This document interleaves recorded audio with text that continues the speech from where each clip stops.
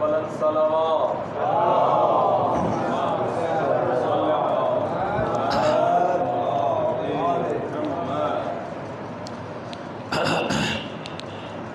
اعوذ باللہ من الشیطان اللعین الرجیم بسم اللہ الرحمن الرحیم رب اشرح لی صدری ویسر لی امری واحلل عقدۃ من لسانی یفقہوا قولی الہی عاملنی بفضلک ولا تعاملنی بعدلک یا کریم الہی تفعل بی ما انت اہلہ ولا تفعل بی ما انا اہلہ ما شاء اللہ لا حول ولا قوة الا باللہ العلی العظیم والحمد للہ رب العالمین بارئ الخلائق اجمعین الذی لم یلد ولم یولد ولم یکن له کفوا احد ثم الصلاة والسلام علی جمیع الانبیاء والمرسلین سیما علی سیدنا و مولانا ابو القاسم محمد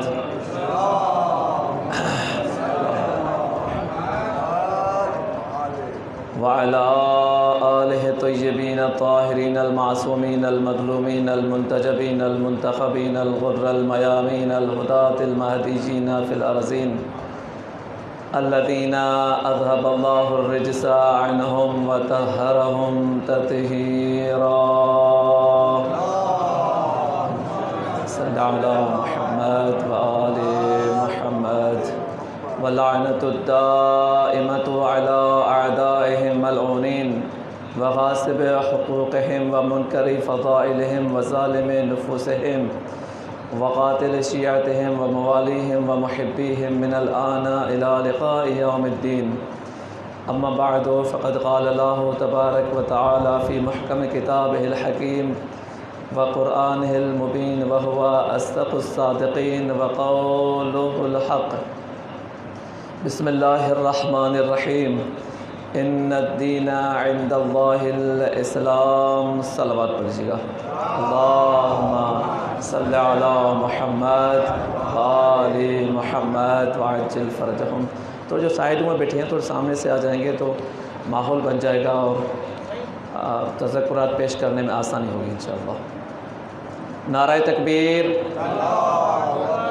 نعرہ تکبیر، نعرہ رسالت، نعرہ رسالت، نعرہ حیدری، نعرہ حیدری، حسینیت، حسینیت، یزیدیت، یزیدیت، اہل بیت کے دشمنوں پہ لعنت، صلوات بر محمد و آل محمد. اللہم صلی علی محمد و آل محمد وعجل فرج آل محمد. خداوند کریم کے اس پاک و پاکیزہ مقام پر بیٹھ کر پاک و پاکیزہ ذکر کرتے ہوئے یہ التماس ہے کہ پروردگار ہم سب کی عاقبت اور انجام بخیر فرما. پروردگار جہاں جہاں پر بھی جن مقامات پر بھی ذکر خیر ہو رہا ہے، تیرا ذکر ہو رہا ہے اور ذکر قرآن اور اہل بیت ہو رہا ہے، پروردگار ان مقامات کو ہمیشہ کے لیے آباد فرما. اور جو ادارے جو افراد اس ذکر خیر کی ترویج و تبلیغ کے لیے ہمتاً کوشش کر رہے ہیں اور خدایا ان کی توفیقات میں اضافہ فرما، ان کی کوششوں کو عبادت میں شامل فرما. ہمارے آقا و مولا کے ظہور میں تعجیل فرما. جتنے مریضوں کے لیے دعا کے لیے التماس کی گئی ہے پروردگار ان تمام کو شفاء کلی اور عاجلہ عطا فرما. ان تمام تر دعاؤں کی قبولیت کے لیے بلند آواز سے درود پڑھ لیجیے. اللہم صلی علی محمد و آل محمد وعجل فرج آل محمد. ماشاءاللہ میں نے آیہ کریمہ کی تلاوت کی، کل بھی اسی آیت کی تلاوت کی تھی، آج بھی قرآن کریم کی یہ مشہور و معروف آیت ہے جس میں حضرت انسان کے ساتھ خداوند کریم مخاطب ہے اور اس کو پیغام دے رہا ہے اس کی اپنی خلقت کے بارے میں. اس کو پیغام مل رہا ہے کہ اے انسان تجھے کیوں پیدا کیا گیا ہے، تو کیوں اس دنیا میں تو آیا ہے، یہ جو تجھے حسین و جمیل پورا وجود دیا گیا ہے اس وجود کا مقصد کیا ہے. اس کے وجود کا مقصد ہم پڑھ رہے ہیں کہ یہ انسان ہے کیا چیز. ایک اور آیہ کریمہ میں پروردگار عالم سورہ والتین میں ارشاد فرماتا ہے کہ لقد خلقنا الانسان فی احسن تقویم، کہ ہم نے اس انسان کو بہترین صورت میں، بہترین ڈھانچے میں، بہترین سانچے کے ساتھ پیدا کیا ہے اس کو، کہ نیچے سے اوپر دیکھو تو بھی یہ حسین ہے، اوپر سے نیچے دیکھو تو بھی یہ حسین ہے، اٹھتے دیکھو تو بھی یہ حسین ہے، بیٹھتے دیکھو تو بھی یہ حسین ہے، بولتے دیکھو تو بھی یہ حسین ہے. اس سے میں اندر حسن ہی حسن ہے. اور پروردگار عالم نے بھی لفظ ایسا استعمال کیا ہے حضرت انسان کی فضیلت کو بیان کرتے ہوئے کہ احسن، لقد خلقنا الانسان فی احسن، احسن سے بڑھ کر کوئی خوبصورتی نہیں ہے، کوئی حسن ہی نہیں ہے، کہ ہم نے اس کو احسن طریقے کے ساتھ پیدا کیا ہے. اور حالانکہ خدا نے چیزیں تو بہت ساری پیدا کی ہیں، جن بھی پیدا کیے ہیں، ملائک پیدا کیے ہیں، فرشتے پیدا کیے ہیں، پتھر پیدا کیا ہے، مٹی پیدا کی ہے، ہوا پیدا کی ہے، آسمان پیدا کیے ہیں، زمینیں پیدا کیے ہیں. اور جو ہے آسمان تو ایسے پیدا کیے ہیں کہ یہ شاہکار ہے خداوند کریم کی مخلوقات میں سے ایک، کہ جس کو کوئی سہارا نہیں ہے، بغیر سہارے کے یہ اتنا طولانی، اتنا بڑا اونچا آسمان کھڑا ہے، یہ عرش کھڑا ہے. یہ سارے کمالات الہیہ ہیں، لیکن پروردگار عالم نے ان کمالات کے اوپر تفاخر نہیں کیا، ناز نہیں کیا، فخر نہیں کیا. فخر کیا ہے تو پہاڑ ہیں، مضبوط ترین پہاڑ ہیں، ان کے اوپر جو ہے ان کی مضبوطی کے اوپر، ان کی اونچائی کے اوپر، ان کے وزن اور بھاری ہونے کے اوپر پروردگار عالم فخر نہیں کر رہا. اور اگر فخر کر رہا ہے تو اس 5-6 فٹ کے انسان کے اوپر، جس کا وزن 2-3 من ہے، اس انسان کے اوپر پروردگار عالم فخر کر رہا ہے کہ میں وہ ہوں کہ جس نے انسان پیدا کیا ہے. ساری کی ساری کمالات کی نسبت حضرت انسان کی طرف خدا دے کر اور انسان کو اپنی طرف منسوب کر رہا ہے کہ ہاں میرے کمالات اور بھی ہیں، لیکن احسن ترین کمال میرا یہ انسان ہے. اتنا کمال جس کو خدا اپنے کمالات میں سے بھی کمال سمجھ رہا ہے. اس انسان کو ایسے تو نہیں پیدا کیا گیا کہ آیا اور نشستن اور خوردن اور برخاستن، ٹھیک ہے، آیا کھایا پیا اور چلا گیا. اگر ایسے ہو کہ مثلا کسی کو ہم بلائیں، بڑی دور سے بلائیں، بلا کر اس کو کھلائیں پلائیں، کوئی بات نہ وہ پوچھے، نہ ہم سے اسے پوچھیں، نہ وہ اس کے بتائیں، کوئی بات چیت نہ کریں، وہ بھی سمجھے گا یہ بیوقوف ہے. ہم بھی کہیں گے یہ بھی بیوقوف ہے کہ آیا دور سے اتنا اور بس بیٹھا اور چلا گیا، کچھ باتیں تو کی نہیں.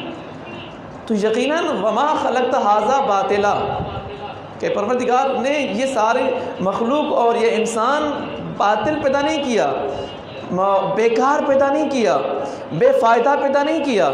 یہ سب کچھ خداوند کریم فرماتا ہے کہ ابن آدم خلقت الاشیاء لک، اے آدم کے بیٹے میں نے پوری اشیاء، پوری کائنات، یہ سارے آسمان، یہ ساری زمینیں، یہ ان میں چرند پرند، ان میں جتنی بھی سکان ہیں، یہ سب کچھ میں نے پیدا کیے ہیں لک، تیرے لیے، کہ یہ سب کچھ تیری خدمت کے لیے پیش ہیں.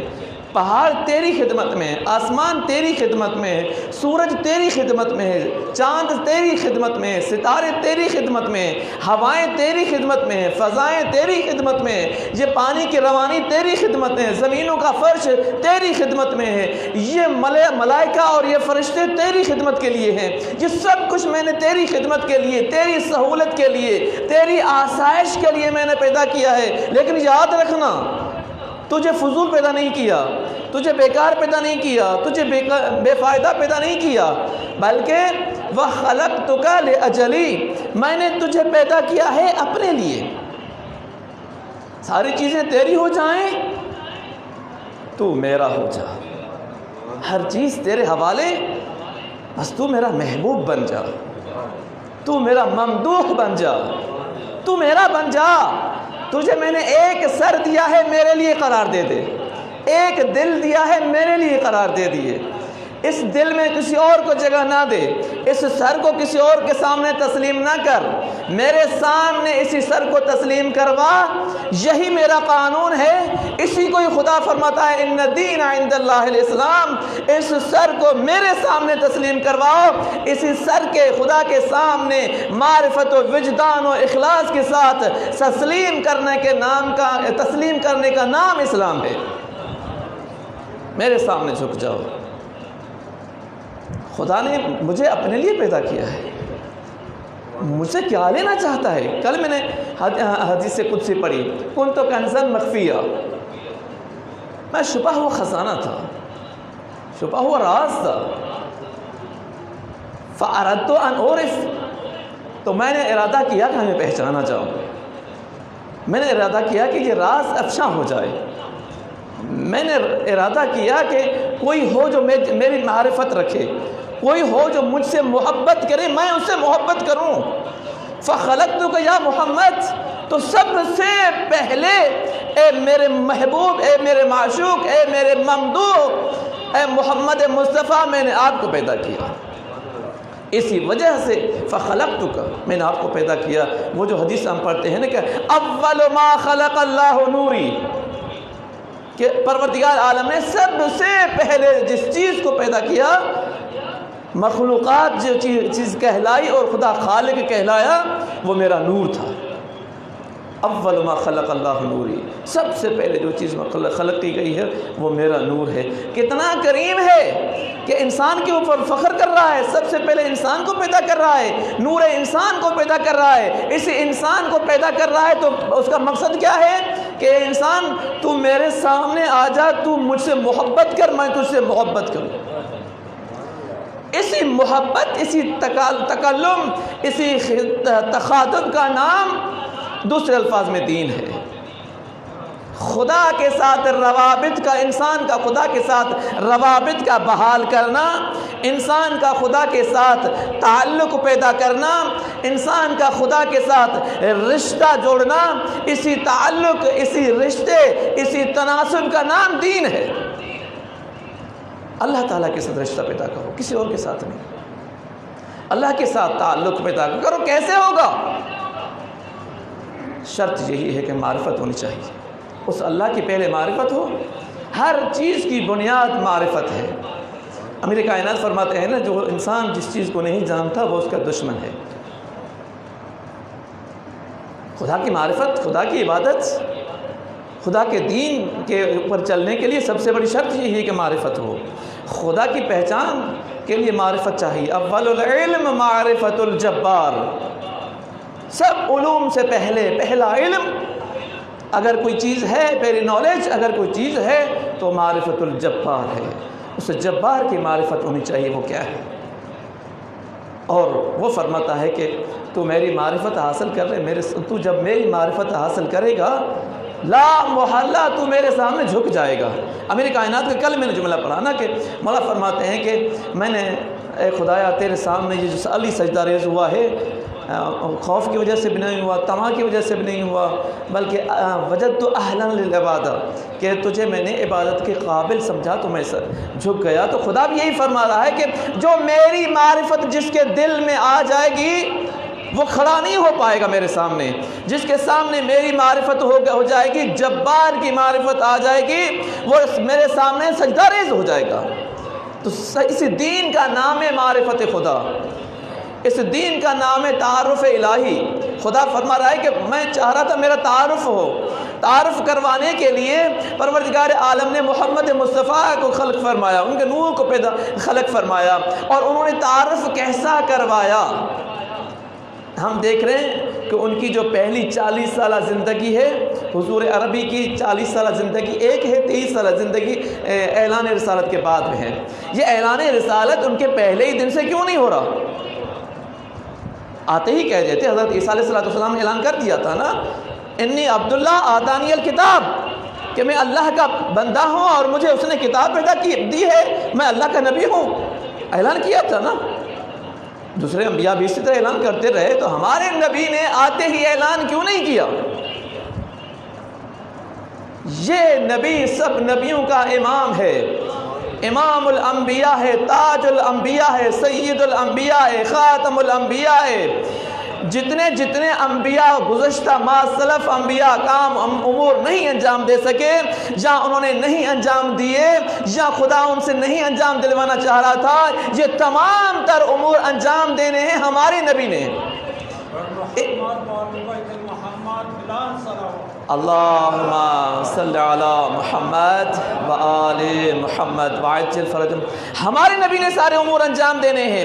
تو اب پروردگار عالم ہمارے اس نبی سے اور اس نبی کی امت سے تمام تر گزشتہ نبیوں کی طرح تقاضا نہیں کر رہا، تمام تر گزشتہ امتوں کی طرح تقاضا نہیں کر رہا، بلکہ ہمارے نبی سے تقاضا یہ ہے کہ تو میرے لیے کچھ کہہ نہیں، میرا مظہر بن جا، زبان سے نہیں بتا بلکہ عمل سے بتا، تو رحم کر، لوگ سمجھیں کہ یہ اتنا رحیم ہے، اس کا خالق جس کا پیغام لے کر آیا ہے وہ کتنا رحیم ہوگا، تو کرم کر کہ لوگ تصور کریں کہ یہ جس کا نمائندہ ہے، جس کا پیغام لے کر آ رہا ہے، جس سے دین لے کر آیا ہے، یہ اتنا کریم ہے، وہ کتنا کریم ہوگا۔ تو اپنا حسن عمل دکھلا، تیرے حسن عمل میں اتنا کمال ہو کہ دیکھنے والے تیرے حسن کو دیکھ کر میری طرف پلٹ جائیں کہ یہ حسن عمل، اس کا حسن کردگار، حسن اخلاق، حسن سیرت، حسن صورت اتنا اعلیٰ ہے، اس کا اتنا اعلیٰ ہے، وہ کیا ہوگا۔ پروردگار عالم انسان کو اعلیٰ ترین مدارج کی طرف لے جانے کے لیے آخری نبی کو اس طریقے سے، اس سنت کے ساتھ تبلیغ کا انداز اس نے حکم دیا ہے کہ ہاں اعلان نہیں کرنا، زبان سے دوسرے انبیاء کی طرف طرح نہیں کہنا، وہ وقت اور تھا، وہ انسان اور تھے، اب یہ انسان اور ہیں، اب یہ وقت اور ہے، حکمت کا تقاضا کچھ اور ہے، اس دور کا تقاضا کچھ اور ہے، آپ کا ان کا پیغام ان کے زندہ ہونے تک تھا، آپ کا پیغام قیامت تک کے لیے ہے، ایسا پیغام آپ نے پہنچانا ہے کہ قیامت تک آنے والے بھی اس پیغام میں کوئی نقص اور کمی تلاش نہ کر پائیں، کوئی نقص نہ ہو، کوئی کمی نہ ہو، ایسا پیغام۔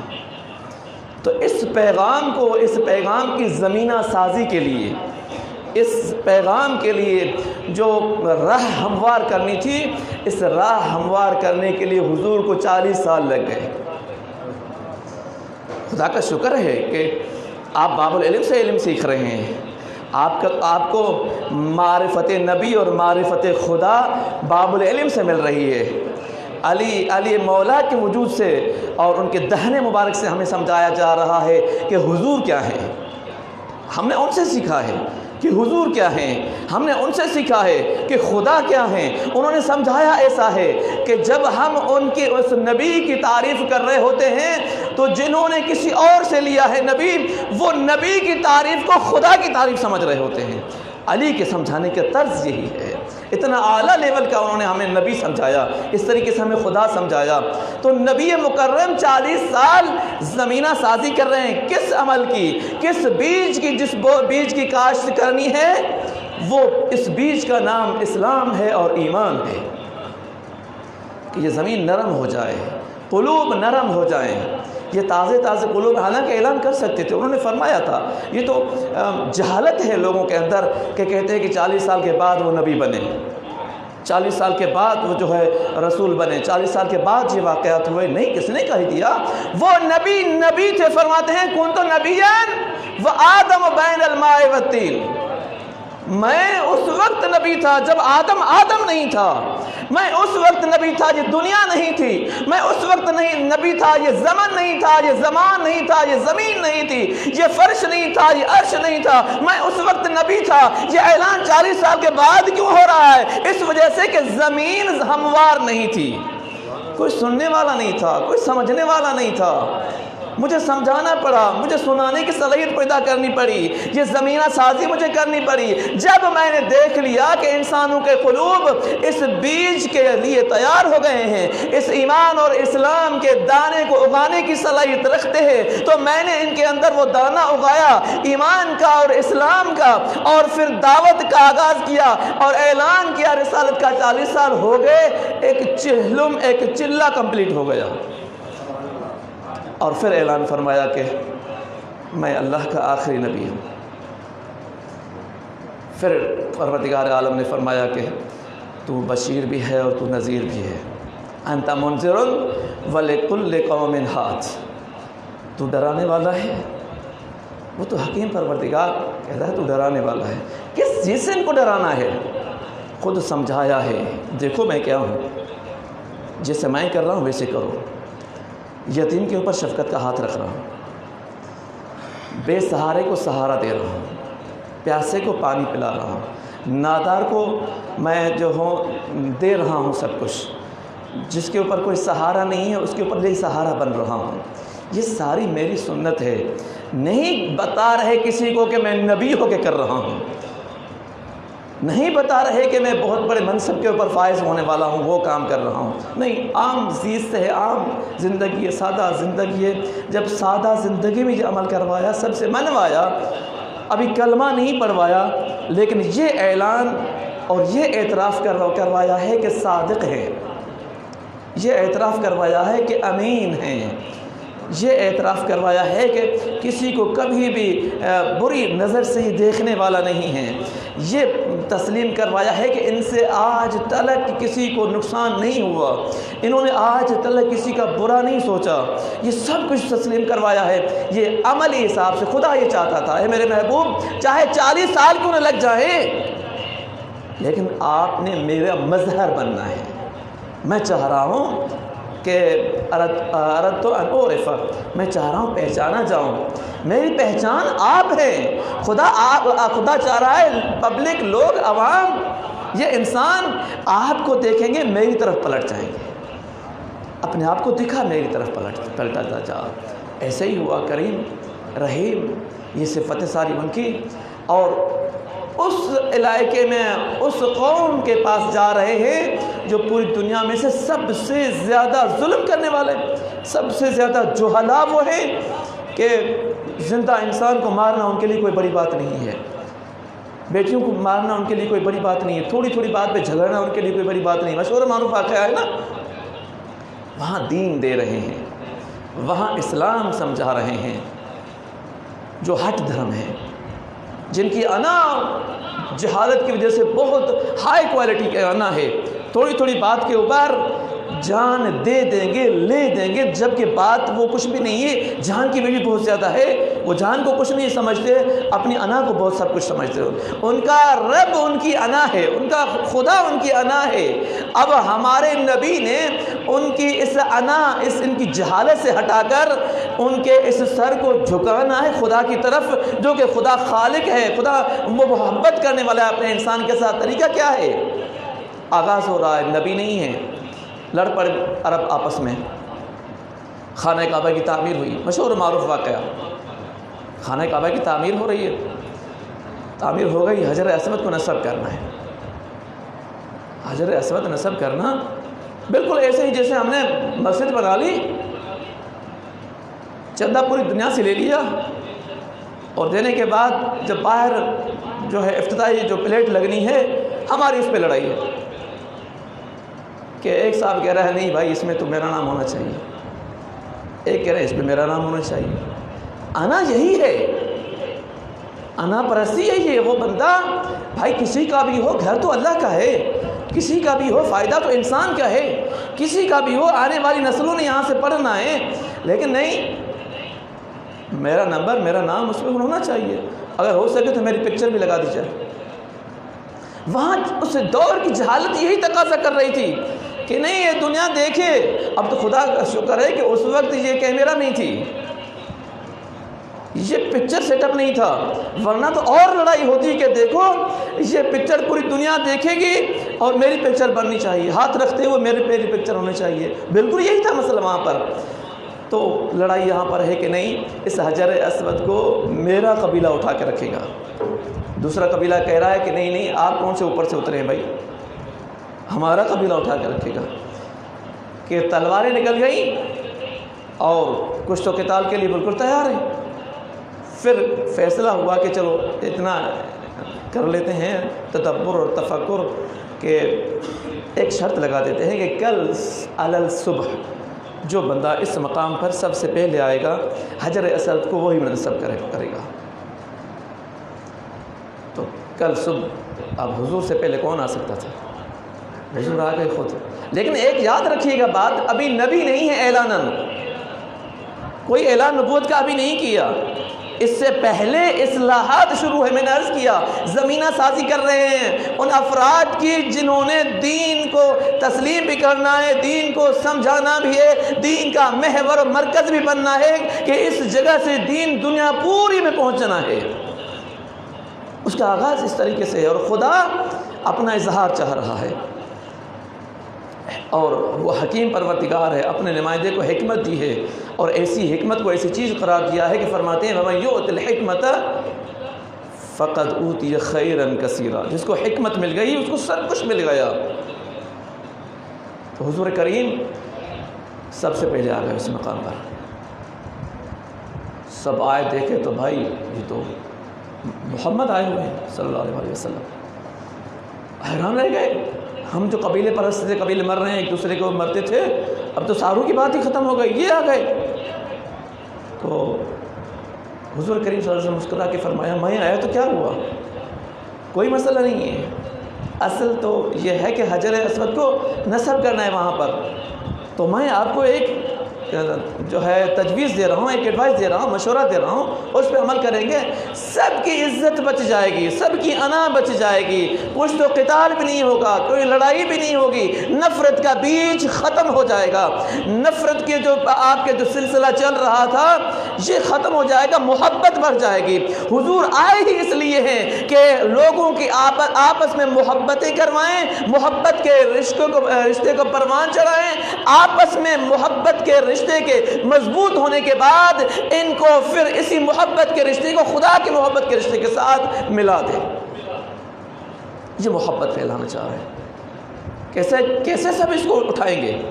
حضور کریم صلی اللہ علیہ وسلم نے فرمایا کہ اپنی وہ چادر جو نبوت تھی اس کو بچھایا، کہا کہ سب پکڑے اس حجر اسود کو اس میں رکھ دیں، اور پھر ادھر سے اٹھا کر سب جو ہے چار کونوں سے اٹھا کر اپنی جگہ پر نصب کر دیتے ہیں، لہٰذا ریکارڈ کے طور پر سب کا نام آ جائے گا. اور ایسا ہی ہوا. یہ حکیم ہیں، حکمت ایسی انجام دی کہ سب کی نفرت بھی ختم ہو گئی، سب کی عزت بھی بچ گئی، اور اصل کام بھی ہو گیا. حجر اسود نصب ہو گیا. انہوں نے دیکھا کہ واقعاً اس کے اندر تو بڑی جو ہے دور اندیشی ہے، اس کے اندر تو بڑی صلاحیت ہے. ہم تو لڑتے رہتے، ہمارے قبیلے لڑ کے تباہ ہو جاتے، پتہ نہیں کتنے سال تک ہماری یہ لڑائیاں چلنی تھی، لیکن اس نے تو ساری لڑائیوں کا سدباب کر دیا. یہ تو بہت ہوشیار ہے. اب نام بڑھ رہا ہے، نام حضور کا بڑھ رہا ہے، لیکن حضور کے اصل دل میں جو بات ہے وہ اپنا نام بڑھانا نہیں ہے. حضور کے اصل جو اپنے دل میں مقصد و منشا ہے وہ یہ ہے کہ اللہ کا نام، اللہ کی قدرت کا کمال اور اظہار میں نے کرانا ہے. یہ دین پھیلانے کا طریقہ ہو رہا ہے. اس طریقے سے ہم دیکھ رہے ہیں. تو اس مزاج کو جو سمجھ گیا وہی انسان دیندار ہے. ہم بہت سارے لوگ دیکھ رہے ہیں کہ نمازی ہیں، روزے دار ہیں، اعمال دین انجام دیتے ہیں، لیکن دین کا مزاج ان کے اندر نہیں ہے، دینی مزاج نہیں ہے. دیندار ہیں، اعمال دین انجام دے رہے ہیں، لیکن دین کا مزاج کیا ہے؟ نفرت کو ختم کرنا، محبت کو اندر دل میں جگہ دینا. نمازی ہو، روزے دار ہو، ہر عمل کو انجام دے رہا ہے، اس کے اندر دین کے بارے میں، دوسرے انسان کے بارے میں فضیلت نہیں ہے، وقار انسانی، اقدار انسانی اس کے اندر نہیں ہے. چاہے جتنی بھی عبادتیں کر رہا ہے، یہ خدا کو عبادتیں پسند تھوڑی ہے.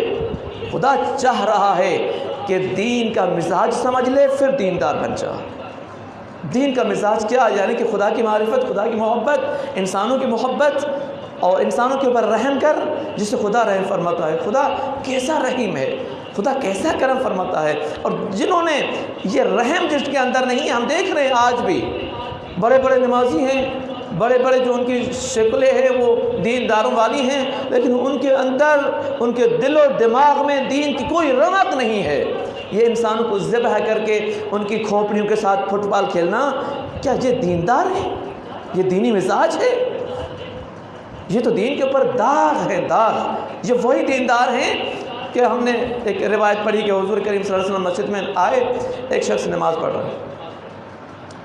حضور صلی اللہ علیہ وسلم نے فرمایا کہ اس کو بلایا، اپنی طرف بیٹھے، جہاں بیٹھے تھے بیٹھے، اس کو بلایا کہ ادھر آ جا. اب نہیں معلوم وہ نماز کی پہلی رکعت میں تھا، دوسری رکعت میں تھا، تیسری رکعت میں تھا، کہاں تھا؟ بلایا حضور نے، تھا نماز میں۔ اب اس کی جب نماز کمپلیٹ ہوئی اس کے بعد اٹھ کے آیا، یا رسول اللہ جی آپ نے بلایا تھا۔ یاد رکھیے گا، توجہ کیجیے گا کہ میں مزاج دین سمجھانا چاہ رہا ہوں کہ مزاج دین کیا ہے۔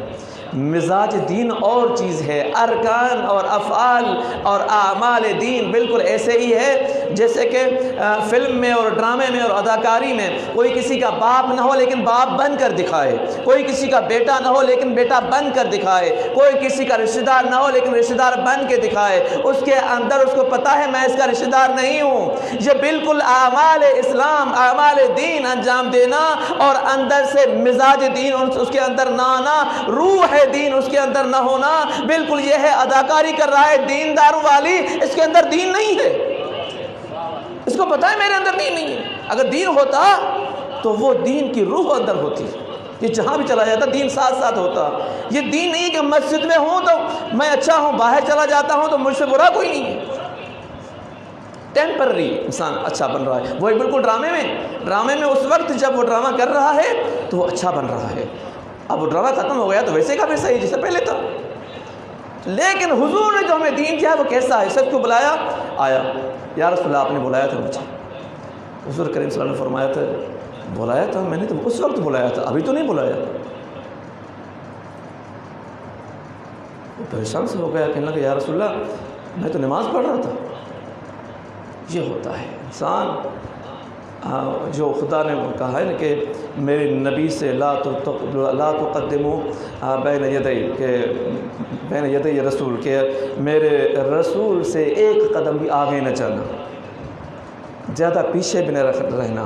وما آتاکم الرسول فخذوہ وما نہاکم عنہ فانتہوا، جو دے دے لے لو، جہاں روکے وہاں سے رک جاؤ۔ یعنی کہ ان کو محور بنانا، ان کو دیکھتے رہنا، کیا کہہ رہے ہیں، کہاں دیکھنا چاہ رہے ہیں، اشارہ کیسا ہے، امیر کائنات بننے کیسے ہیں، کہ وہ انتظار میں ہوتے تھے کہ حضور آنکھوں سے اگر اشارہ کر لیں تو میں ویسے کر لوں۔ اب شخص آیا کہ حضور فرماتے ہیں کہ میں نے تجھے اس وقت بلایا، اب نہیں بلایا، یا رسول اللہ میں نماز پڑھ رہا تھا۔ حضور مسکرا کے فرما رہے کہ مجھے نہیں تھا معلوم تو نماز پڑھ رہے تھے، میں دیکھ رہا تو نماز پڑھ رہا تھا، لیکن بلایا اس وجہ سے کہ میں دیکھنا چاہ رہا تھا کہ تو واقع نماز میں تھا یا اپنی عادت پوری کر رہا تھا۔ اگر واقع نماز میں ہوتا تو مجھے پہچان تھا، میری آواز پہچان لیتا۔ کیا تو مجھے سمجھا رہا ہے کہ تو نماز میں تھا؟ یہ نماز تجھے کس نے دی ہے؟ یا رسول اللہ آپ نے دی ہے۔ تو جس نے نماز آپ کو دی ہے، دین آپ کو دیا ہے، یہ دین مزاج دین سمیت میں نے آپ کو دیا ہے، خالی دین آپ کو میں نے نہیں دیا تھا۔ جس نے نماز میں کھڑا کیا ہے وہی تجھے پکار رہا تھا آ جا، تو آیا کیوں نہیں؟ یہ مزاج دین نہیں ہے اس کے پاس۔ دوسرے مقام پر ہم دیکھ رہے ہیں کہ حضور کون ہیں، کس مقام پر ہے، سفر میں ہے، سفر میں حضور کریم صلی اللہ علیہ وسلم سونا چاہ رہے ہیں، اور جو ہے زانو دیا امیر المومنین نے، امیر المومنین کو کہا کہ زانو آپ دے دیں، زانو دیا رکھا، اور حضور کریم صلی اللہ علیہ وسلم نے سر رکھا، نیند آ گئی تو نماز عصر کا وقت تھا، نماز عصر۔ زانو کس کا ہے؟ تھوڑا سا بولیں، زانو کس کا ہے؟ امیر المومنین کا۔ سویا ہوا کون ہے؟ سویا ہوا کون ہے؟ کائنات کی عظیم ہستی جس کے صدقے میں کائنات پیدا ہوئی۔ ایک یہاں کا سونا یاد رکھیے گا کہ سکون سے سوئے ہوئے، اور دوسرا اسی کے بستر پر سونے والا علی ہے۔ آج علی کو بستر بنایا ہوا ہے، رسول سوئے ہوئے ہیں، کل رسول کا بستر ہوا گا، علی سوئے ہوئے ہوں گے۔ آج ان کو سکون ہے، کل ان کو سکون ہوگا۔ لیکن جو میں چیز سمجھانا چاہ رہا ہوں، جس کے لیے میں نے 2 واقعے پڑھے ہیں، وہ یہی ہے کہ دیکھیے کہ مزاج دین کہاں پر ہے، اصل دین کہاں پر ہے، روح دین کہاں پر ہے، اور خالی اعمال کہاں پر ہے۔ کہ امیر المومنین دیکھ رہے ہیں علی سے بڑا نمازی کوئی نہیں ہے کائنات۔ علی جیسی نماز کسی نے پڑھی نہیں ہے، کہ رکوع کی حالت میں اللہ قصیدہ پڑھ رہا ہے، رکوع کی حالت میں ورکعوا مع الراکعین، کہ جو رکوع کی حالت میں میری طرف توجہ کرتے ہیں اور رکوع کی حالت میں زکوٰۃ دے دیتے ہیں۔ یہ علی کی نماز، تیر لگ جاتا ہے پاؤں میں تو انتظار ہوتا ہے تیر نکالے، معلوم کیا کہ علی سجدے میں چلے جائیں تو پھر ہم تیر نکالیں گے۔ یہ ہے علی کی نماز۔ وہ علی نماز کا وقت جا رہا ہے، عصر کا وقت جا رہا ہے، سورج غروب ہو رہا ہے، رسول کریم صلی اللہ علیہ وسلم سوئے ہوئے ہیں۔ ایسی نیند کبھی رسول سوتے نہیں ہیں، ایسی غفلت رسول کریم صلی اللہ علیہ وسلم کے پاس کبھی ہوتی نہیں ہے۔ یہ غفلت رجس ہے، ہوتی نہیں ہے۔ کیوں ہو رہی ہے؟ پوری دنیا قیامت تک آنے والی دنیا کو درس دینا چاہتے ہیں کہ دیکھو جس نے دین دیا ہے اس کو پہچانو، اس کو پہچانو گے تو خدا کو پہچانو گے، خدا کو پہچانے کو دین کا مزاج سمجھو گے، دین کا مزاج سمجھو گے تو تمہیں فیصلہ کرنے میں آسانی ہوگی کہ اب ادھر جانا ہے یا ادھر جانا ہے۔ یاد رکھنا جس عمل میں خدا کی رضا ہو وہی چلنا ہے، چاہے نماز چھوڑنی پڑے، اور جس عمل میں خدا کی رضا نہیں ہے اس میں نہیں جانا، چاہے نماز پڑھنی ہی کیوں نہ پڑھ جائے۔ امیر المومنین سوئے ہوئے جگا سکتے تھے نا، یا رسول اللہ جاگی ہے، نماز قضا ہو رہی ہے، نہیں جگایا، سورج غروب ہو گیا، سورج غروب ہوا، رسول کریم جاگ گئے، دیکھا مغرب کا ٹائم ہو رہا ہے، سورج غروب ہو رہا ہے، تو مولا علی کو فرمایا علی آپ نے نماز نہیں پڑھی؟ یا رسول اللہ یہ آپ کا خادم آپ کی عبادت، آپ کی نیند، آپ کے سکون میں کیسے خلل ڈالتا؟ امیر کائنات سمجھا رہے ہیں کہ اصل دین، اصل نماز، اصل اعمال حضور کی رضا ہے، حضور کا سکون ہے، حضور کی پسندیدگی کا نام دین ہے۔ اس وجہ سے میں نے آپ کو تکلیف نہیں دی۔ اب جب یہ عمل رسول کریم کو کتنا پسند آیا، وہاں فرما رہے ہیں کہ مجھے معلوم نہیں تھا کہ تو نماز میں تھا، آیا کیوں نہیں؟ یہاں امیر کائنات کے لیے فرما رہے ہیں کہ تو نے نماز پڑھی کیوں نہیں؟ امیر کائنات جواب دیا کہ آپ سوئے ہوئے تھے، نہیں جگا سکتا تھا، کیونکہ آپ کا سونا خدا کی رضا کے بغیر نہیں ہے، یہ مزاج۔ پھر دعا کی، ہاتھ بلند کیے، وہ واقعہ ہوا جو اس سے پہلے کبھی نہیں ہوا تھا کہ ڈوبا ہوا سورج پھر پلٹ آیا، واپس آیا سجدہ۔ اس واقعے کو رد الشمس کہتے ہیں کہ سورج پلٹ کر آ گیا۔ یاد رکھیں یہ واقعات ہم پڑھ لیتے ہیں کبھی کبھار، جو ہم سنتے بھی ہیں اور پڑھتے بھی ہیں، صرف چسکے کے لیے نہیں، صرف اپنے آپ کے جذبات کو بڑھانے کے لیے نہیں۔ میں نے عرض کیا یہ واقعہ صرف اسی لیے پڑھا ہے، ہر واقعے میں فضیلت کا جز موجود ہے، دل کو سکون ملتا ہے سنتے سناتے ہوئے، لیکن اس سے بڑھ کر یہ ہے کہ اس واقعے سے ہمیں سبق میں کون سا مل رہا ہے؟ دین کا مزاج ہمیں مل رہا ہے۔ دین اپنے مزاج کے بغیر ہو تو انسان کو دین فائدہ نہیں دیتا۔ یہ دین کا مزاج تھا۔ علی سوئے ہوئے، اللہ تعالیٰ نے کو یہ علی کا سونا اتنا پسند آیا۔ کیا علی کے سونے کی بات ہے؟ ہر مقام پر خدا کو علی کا سونا بہت پسند آتا ہے۔ خدا اس سونے کے، علی کے سونے کے اوپر آیتوں کو نازل کر دیتا ہے۔ اس سونے پر سورج کو پلٹا دیا جو کہ کبھی پلٹا نہیں تھا، اس سونے پر فرمایا کہ ہاں میں نے رضائیں آپ کو دے دی، آپ کا نفس میں نے خرید کر لیا۔ لیکن کل سے میں نے پڑھ رہا ہوں کہ کل کا دن اور آج کا دن علی کی مصیبت کا دن ہے، علی کے رنج کا دن ہے، علی کی مظلومیت کا دن ہے۔ مولا شہید تو ہوئے 21 رمضان کو، زخمی تو ہوئے 19 رمضان کو۔ وہ مولا کے لیے اتنی مصیبت نہیں تھی، یاد رکھیے گا، وہ اتنی بڑی مصیبت نہیں تھی۔ شہادت ان کی عادت ہے۔ امیر کائنات کے لیے مصیبت کے سب سے بڑے دن جو ہے وہ یہ ہے۔ کل میں نے یہاں تک کہ مسائل پڑھا جو کہ میں پڑھ سکتا تھا کہ امیر کائنات دیکھتے رہے دروازہ جل رہا تھا۔ خدا آپ کو سوائے اہل بیت کے غم میں کسی اور غم میں نہ رلائے۔ علی دیکھ رہے تھے دروازہ جل رہا تھا، سیدہ دروازے پر گئیں۔ امیر کائنات ان کے دماغوں کو، نفسوں کو جھنجھوڑ رہے تھے کہ کتنے یہ دین کے مخالف ہیں، ظاہری دین کا لبادہ ہے لیکن اپنے آپ کو دھوکہ دے رہے ہیں۔ علی نے دکھایا قیامت تک آنے والی پوری انسانیت کو، دیکھو میں نہیں گیا، سیدہ کو بھیجا۔ سیدہ کوئی نامعلوم ہستی نہیں تھی، یہ وہ ہستی ہے کہ حضور کریم صلی اللہ علیہ وسلم خطبہ دے رہے تھے مسجد میں، خواتین خطبے کے درمیان میں آتی تو نہیں تھی نا، خطبہ دے رہے تھے، حضور کریم صلی اللہ علیہ وسلم نے دیکھا کہ فاطمہ آ گئی ہیں، نہیں کہا کہ فاطمہ کو گھر چھوڑ کر آئیے، یہ خاتون ہے، یہ بچی ہے، یہاں کیوں آئی ہے، کسی کو نہیں کہا۔ ہاں وہ خطبہ چھوڑا، منبر چھوڑا، آگے بڑھے، سیدہ کو ہاتھوں میں اٹھایا اور اپنے پاس بٹھایا، خطبہ دیا، پوری دنیا کو دکھا رہے ہیں دیکھو یہ میں نے خطبہ چھوڑا ہے، میں نے جو کام کیا ہے وہ دین سے باہر نہیں ہے، رضا الہی سے باہر نہیں ہے، فاطمہ کو اٹھا رہا ہوں، حکم الہی ہے، فاطمہ کی عظمت دنیا کو دکھا رہا ہوں، حکم الہی ہے، یہ پہچان لینا، کبھی بھلا نہ دینا، کبھی ان واقعات کو، عظمت فاطمہ کو دل سے خالی نہیں کر دینا۔ رونے والے یہ واقعات ہو چکے، سیدہ کو دنیا جانتی ہے، وہ سیدہ در بچ آ رہی ہے، زخمی ہو گئی، فضا کو پکارا، علماء بحث کر رہے ہیں، ایک ایک نقطے کے اوپر بحث ہو رہی ہے اور ہونی بھی چاہیے۔ یقیناً سیدہ کہ یہ مظلومیت پوری دنیا کو حر بنا رہی ہے۔ ایک شخص تھا، میرا دوست ہے، شیعہ تھا، وہابی بن گیا، پھر شیعہ بن گیا، نوجوان بہت پڑھا لکھا تھا، ہائی لیول کا۔ ایک دن مجھ سے ملا، میں نے پوچھا بھائی مجھے پتا تھا کہ پہلے شیعہ تھا، ماتم کرتا تھا، ہر چیز کرتا تھا، اب سنی بن گیا ہے، بلکہ وہابی بن گیا ہے، پھر شیعہ بن گیا۔ میں نے کہا بتاؤ تو صحیح، میں نے تجھ سے ملنا تو کچھ باتیں کرنی تھی۔ وہ سمجھ گیا، مولانا صاحب مجھے پتا ہے آپ کیا کہیں گے۔ میں نے کہا اگر پتہ ہی ہے تو مجھے پتہ ہے کہ آپ سمجھ گئے ہیں میں کیا پوچھنا چاہ رہا ہوں، بتائیے۔ انہوں نے کہا آپ یہی پوچھیں گے کہ میں وہابی کیسے بن گیا۔ میں نے کہا بالکل۔ کہتے ہیں پھر آپ یہی پوچھیں گے کہ میں واپس کیسے آ گیا۔ میں نے کہا بالکل، پوچھنا تو بنتا ہے۔ اس شخص نے کہا کہ میں ان کے پاس گیا اس وجہ سے کہ ان کے پاس میں نے عمل بہت زیادہ دیکھا، قرآن زیادہ پڑھتے تھے، نمازیں زیادہ پڑھتے تھے، روزے زیادہ رکھتے تھے، ظاہراً احترام ایک دوسرے کا بہت زیادہ کرتے تھے، مسجدیں ان کی بھری پڑی تھی، درس و تدریس ان کے پاس بہت ہوا کرتا تھا۔ اس چیز نے مجھے رغبت دلائی۔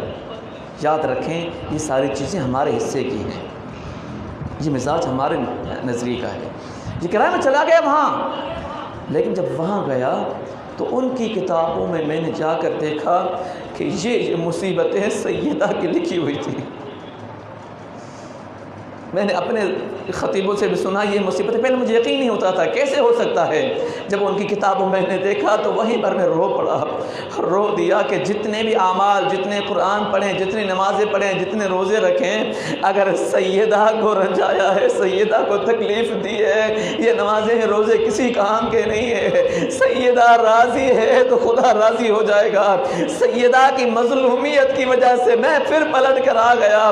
یاد رکھیے گا ہم تاریخ سیدہ، مظلومیت سیدہ اس لیے نہیں پڑھنا چاہ رہے ہوتے ہیں کہ کسی کی توہین ہو جائے، کسی کی گستاخی ہو جائے، ہم تو اس لیے پڑھ رہے ہوتے ہیں کسی کی گستاخی ہو نہ ہو، لیکن سیدہ بڑی مظلومہ ہے۔ علی امیر المومنین سب سے زیادہ مظلوم ہے کہ کوئی عام شخص نہیں تھے، نامعلوم گمشدہ شخصیتیں نہیں تھی، دنیا جانتی تھی، آسمان جانتا ہے۔ خدا اعلان کر رہا تھا کہ وما خلقت السماء مبنیہ، میں آسمان کو پیدا نہ کرتا، زمین کو پیدا نہ کرتا، ان کے صدقے میں نے پیدا کیا ہے، جن کے صدقے میں پوری کائنات پیدا کی گئی تھی، ان کے اوپر دروازہ گرا، دنیا دیکھ رہی تھی، دروازہ گرا، سیدہ دروازے کے نیچے تھی، میں اسے ڈیپ میں جا کر پڑھ نہیں سکتا، دروازے میں کیلیں ہوتی ہے، میں نہیں پڑھ سکتا، سیدہ کے چہرے کے اوپر کیا ظلم کیا گیا میں نہیں پڑھ سکتا،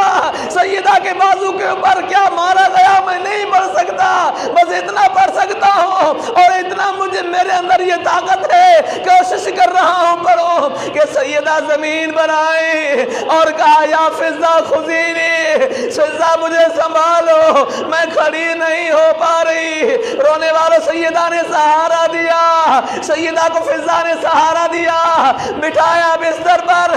سیدہ جب ہوش میں آئی، گشی ختم ہو گئی تو پوچھا این ابو الحسن، علی کہاں ہے؟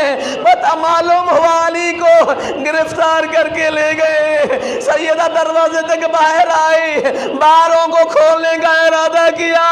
خلو ابوالحسن, میرے سرتاج کو چھوڑو یا میں بال کھول کر خدا سے بد دعا کروں گی. علی جس حال میں تھے, علی نے دیکھا مدینے کی در و دیوار اونچی ہو رہی ہے, عذاب کے آثار ہو رہے ہیں. امیر المومنین کا اے بنت رسول اللہ بد دعا نہیں کرنی, اگر آپ نے بد دعا کی کوئی اشہد ان محمد رسول اللہ پڑھنے والا نہیں رہے گا. رونے والوں, یہ علی کا صبر تھا. لیکن ایک وہ وقت بھی آیا, علی دیکھ رہے ہیں سیدہ نماز پڑھ رہی ہیں, آخری روایت پڑھ رہا ہوں. علی دیکھ رہے ہیں سیدہ نماز پڑھ رہی ہے. اس سے پہلے سیدہ کو علی نے اس حالت میں نہیں دیکھا تھا جس حالت میں آج علی فاطمہ کو دیکھ رہے ہیں. علی کے اوپر کیا گزر رہی ہوتی. کل سیدہ نماز پڑھ رہی تھی تو کھڑی ہو کے نماز پڑھ رہی ہے, کوئی ضعیفہ خاتون نہیں تھی. اللہ جانے جب آج سیدہ نماز پڑھ رہی ہے تو کھڑی ہونے کے قابل نہیں تھی. فضا کو بتایا تھا, فضا میری پسلیاں ٹوٹ گئی ہیں, فضا میرا محسن شہید ہو گیا, فضا مجھے میرے چہرے پر ظلم کیا گیا, فضا مجھے تازیانے مارے گئے. فضا لیکن یہ علی کو نہیں بتانا, میں نہیں چاہتی علی کو تکلیف ہو. سیدہ نماز پڑھ رہی تھی بیٹھ کے, امیر المومنین کی آنکھوں سے آنسو آئے. رو کر فضا سے پوچھا, فضا مجھے بتا فاطمہ اس سے پہلے کبھی بیٹھ کر نماز نہیں پڑھتی تھی, آج بیٹھ کر نماز کیوں نہیں پڑھ رہی؟ فضا نے کہا ابوالحسن اے میرے مولا, سیدہ نے منع کیا ہے بتانے سے, ہاں اتنا بتا سکتی ہوں سیدہ کھڑے ہونے کے قابل نہیں ہے. سیدہ ہر لمحہ بابا کو یاد کر رہی ہے, سیدہ ہر لمحہ ایک دعا کر رہی ہے, بابا مجھے اپنی طرف بلاؤ, بابا یہ دنیا مجھے اچھی نہیں لگ رہی. لعنت اللہ علی القوم الظالمین وسيعلم الذين ظلموا أي منقلب ينقلبون. پروردگار اس قلیل توسل کو عبادت میں شامل فرما. خدایا ہمیں عزاداران امیر المومنین, عزاداران سیدہ, عزاداران رسول کریم, عزاداران حسن مجتبیٰ میں شامل فرما. اے پروردگار پوری کائنات میں جہاں جہاں عزادار ہیں ان عزاداروں کے جتنی خدمات ہیں ان کے خدمات کو, ان کے جذبات کو تا ابد زندہ فرما, قائم فرما, دائم فرما. ان کی خدمات کو عبادت میں شامل فرما. اے پروردگار ہمارے آقا اور مولا امام زمانہ کے ظہور میں تعجیل فرما. پروردگار ہمیں مولا کے آبان و انصار میں شامل فرما. ربنا تقبل دعا, ربنا تقبل منا انك انت السميع العليم بجاہ محمد و آلہ طاہرین. ماتم حسین.